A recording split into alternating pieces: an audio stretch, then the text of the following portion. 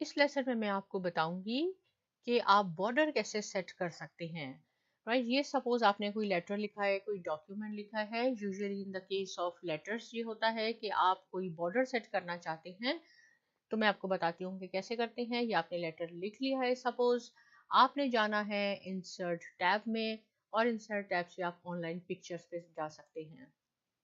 ये same function आप Google से भी कर सकते हैं, इंटरनेट में जाके भी आप बॉर्डर लिख सकते हैं। मैं यहाँ आपको बताती हूँ कि आपने बॉर्डर्स लिखा और आपने फाइंड आउट किया। यहाँ आप क्लिक कर दें सर्च करने के लिए, आपके पास डिफरेंट पैटर्न आ जाएंगे बॉर्डर के कि आपने कौन सा बॉर्डर सेलेक्ट करना है।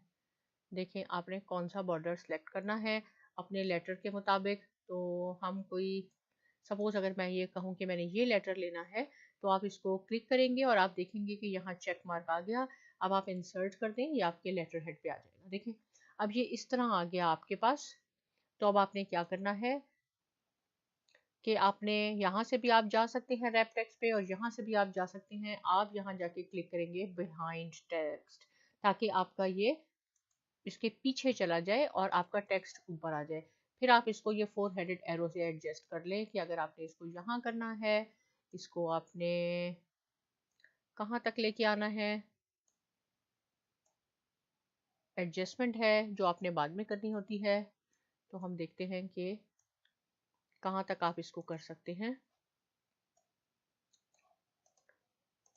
इस तरह से आपका लेटर थोड़ा और अट्रैक्टिव हो जाता है।